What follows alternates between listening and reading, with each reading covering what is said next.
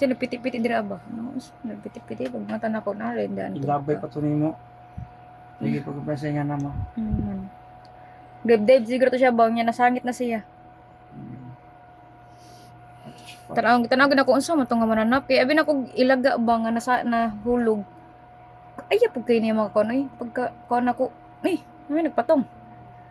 Dave di siya. Sige napatubang gid siya sunog. Diri adra da ba? Diri siya gikan man tong nasangit na siya ba nasangit. Nisulod siguro siya da pita. Nya kapakapas siya kapakapa. Sige na yan kusugan ng kinapahay. Diri siya nahugbong sige siya bounce ra. Nya diri na to siya nakakita nagkuan nagpatong yan. Ila ko ra pud sa gawas.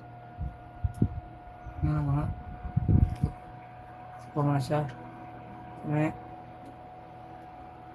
Sige na tawag na ang watcher sa look out. Patay sa mga upo. Siya ang signal sa mga upo. Wak dari wak dik. Kulaya kumpiyansa kay wak. So, ingnon ra dayon tong manamaligyag mga haplas wak o nga. Ambala ng papa.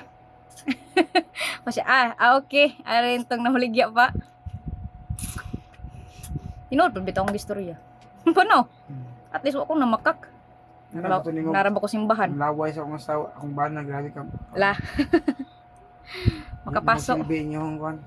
Yung lana-lana nila Lana ninyo. Tunaw rin ninyong lana. Horot. Mungguhan siya na maligya siya ba do. Uban sa iyahang. Kita akong kasiguro to. Alsa, mangganit kong keyboard no. Nagatang-atang mo sa dalan eh. Excuse na lang ko. Excuse. Sorry. Lagi. Kaya sila mo nagtiayon ba? Ambot mo rin magbutang laki no? Pero ano kung usip pagkay balon niya nga buntis ko kung kuan. Butas siya. So kakita siya kasi sige mo siya gunit sa iyang asawa sa likod. Kanang nagmurag siya gapag-guide ba? Natong ano buta? Yung anong nakabaw mo siya nga buntis. It's so tall. Istoryan siyang asawa. But that is not a strong power. Yes.